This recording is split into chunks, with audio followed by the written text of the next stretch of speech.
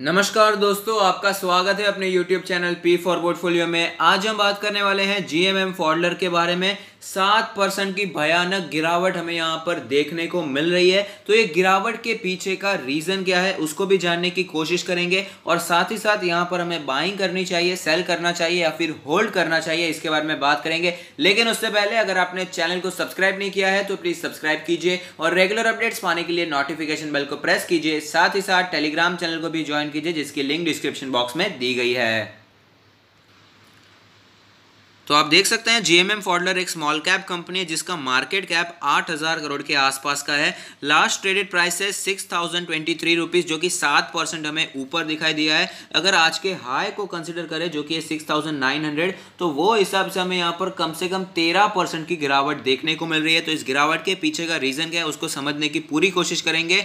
1 week का अगर returns की प्रोफाइल की बात करें तो एक ही हफ्ते में 57% के पॉजिटिव रिटर्न्स हमने स्टॉक ने बना कर दिए हैं। 1 मंथ के बारे में बात करें तो 55% के पॉजिटिव रिटर्न्स, 1 ईयर के बारे में बात करें तो मल्टी बैगर रहा है, 404% के धमाकेदार रिटर्न्स बना कर दिए हैं। 5 ईयर के बारे में बात करें तो आप देख पाएंगे 812% के पॉजिटिव रिटर्न्स।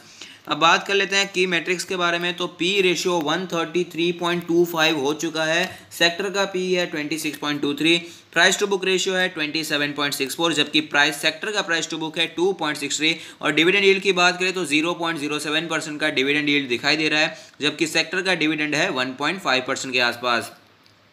कंपनी क्या काम करती है उसके बारे में भी जरा जान लेते हैं। ज़्यादा पॉपुलर कंपनी नहीं है, ज़्यादा क्या काम करती है लोगों को समझ में नहीं आता है। तो GMM Pfaudler manufactures glass line equipment, storage vessels and alloy steel equipment. तो यहाँ पर ग्लास से रिलेटेड काम है, यहाँ पर ग्लास लाइन इक्विपमेंट मैन्युफैक्चर करने का काम करती है जीएमएम फॉडलर। तो अब चलते हैं चार्ट्स पर, वहाँ पर कैसी सिचुएशन बनी हुई है उसके बारे में भी बात कर लेते हैं।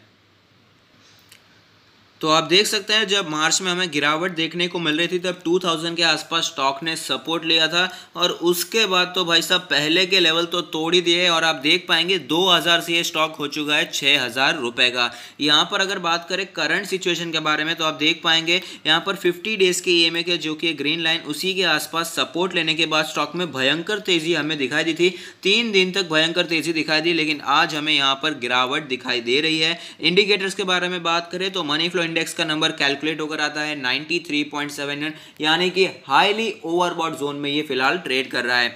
आरएसआई के बारे में भी बात कर लेते हैं। आरएसआई का नंबर है 75.95। आप देख पाएंगे यहाँ पर भी हमें हाईली ओवरबॉट जोन देखने को मिल रहा था, लेकिन फिलहाल थोड़ी सी गिरावट देखने को मिलने के बाद यहाँ पर हमें फिर भी ओवरबॉट जोन तो दिखाई दे ही रहा है। एमएससीडी के बारे में बात करें तो एमएससीडी में फिलहाल ऑफकोर्स बुलिश क्रॉसओवर ही चल रहा है। यहाँ पर बुलिश क्रॉसओवर बहुत ही तगड़ा बनता हुआ नजर आता है। अब बात कर लेते हैं बॉलिंजर बैंड के बारे में। तो आप देख पाएंगे बॉलिंजर बैंड के अपर बैंड के तो काफ़ी ज़्यादा ऊपर ही हमें स्टॉक देखने को मिल रहा है। अपर बैंड का लेवल जो कैलकुलेट होकर आता है वो आता है 5,900 के आसपास के लेवल पर, और आज की क्लोजिंग 6,000 के आसपास देखने को मिली है। मीडियन की बात करें तो वो है 4,400 के आसपास का लेवल। जो लोअर बैंड है वो है 2,972 के आसपास का लेवल, जिसके पास हमें 200 डेज का मूविंग एवरेज भी दिखाई देता है। पिवट पॉइंट्स के बारे में भी बात कर लेते हैं। तो यहाँ पर पिवट लेवल जो कैलकुलेट होकर आता है वो लेवल है 4,130 का। उसके बाद पिवट पॉइंट्स पर जो तीनों रेजिस्टेंस होते हैं, तीनों रेजिस्टेंस को इसने तोड़ दिया था एक ही दिन में, और उसके बाद आप देख पाएंगे भयंकर तेजी 2 दिनों तक कंटिन्यू भी रही थी, लेकिन आज हमें गिरावट देखने को मिल रही है। नीचे के सपोर्ट्स के बारे में बात करें तो वो सपोर्ट्स कुछ ज़्यादा ही नीचे दिखाई देते हैं, 3,800 और उसके भी नीचे यहाँ पर दिखाई दे रहे हैं। तो फिलहाल की सिचुएशन के मुताबिक इतने ज़्यादा नीचे के लेवल्स के बारे में बात करने की ज़रूरत मुझे दिखाई नहीं देती है। ऑल टाइम चार्ट पर चलते हैं जहां पर एक कैंडल 1 मंथ को रिप्रेजेंट करेगा, जिससे हमें पता चलेगा स्टॉक ने कैसी मूवमेंट बना कर दी है। तो आप देख पाएंगे स्टॉक धमाकेदार मूवमेंट बना कर दी है। 2008 के आसपास स्टॉक लिस्ट हुआ था, यहां पर स्टॉक हमें बिंदास रॉकेट बनता हुआ ही नजर आ रहा है। मल्टी बैगर स्टॉक रहा है, मल्टी बैगर रिटर्न्स इसने बना कर दिए हैं। आप देख पाएंगे करेक्शन तो हमें इसमें कभी ज़्यादा देखने को मिला ही नहीं है। जब भी देखने को मिलता है तो 20 मंथ्स के ईएमए की ऊपर ही हमें यह सपोर्ट लेकर वापस ऊपर जाता हुआ नजर आता है।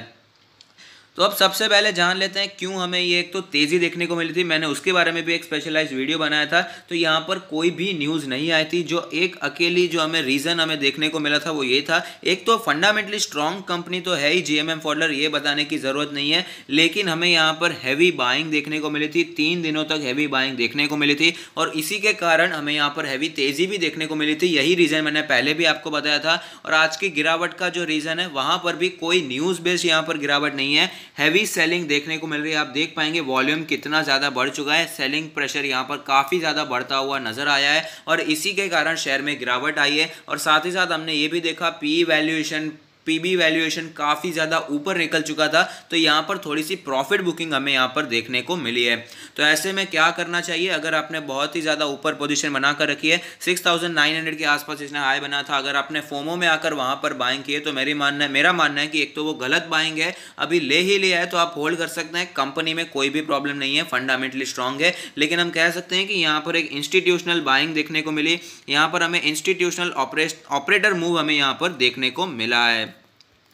अगर आपने यहाँ पर नीचे पोजीशन बनाकर रखी है, प्रॉफिट में चल रहे हैं, अगर आपने लॉन्ग टर्म के लिए लिया है तो प्लीज़ कंटिन्यू, लेकिन अगर आपने शॉर्ट टर्म के लिए लिया है तो मेरे हिसाब से 3-4 दिनों में 50% के रिटर्न्स बुरे नहीं होते, तो अभी भी आप प्रॉफिट बुकिंग कर सकते हैं। अब बात करते हैं इसमें फ्रेश बाइंग के बारे में। तो फ्रेश बाइंग की जब तक बात है तो कम से कम 5000 का लेवल तो एक बार आना चाहिए, उससे पहले यहाँ पर हमें बाइंग नहीं करनी चाहिए, क्योंकि ये फॉलिंग नाइफ है, अभी ये गिरना शुरू हुआ है, कब तक गिर सकता है ये हम बता नहीं सकते हैं। साथ ही साथ जो इसका 20 डेज का ईएमआई है, काफ़ी बार स्टॉक वहीं पर सपोर्ट लेकर ऊपर जाता है, तो वो लेवल भी 4700 के आसपास बनकर आता है, तो थोड़ा सा वेट करना चाहिए। अभी फिलहाल यहाँ पर गिरना शुरू ही हुआ है, वॉल्यूम यहाँ पर काफ़ी सेलिंग प्रेशर बढ़ता हुआ नजर आ रहा है, तो स्टॉक थोड़ा और नीचे आ सकता है। तो 5000 के लेवल पर आप नज़र लग सकते हैं। लेकिन अगर आपको 4000 के लेवल से 4500 के लेवल के आसपास स्टॉक कहीं पर भी दिखाई देता है तो वहां पर लॉन्ग टर्म के लिए बाइंग कर सकते हैं।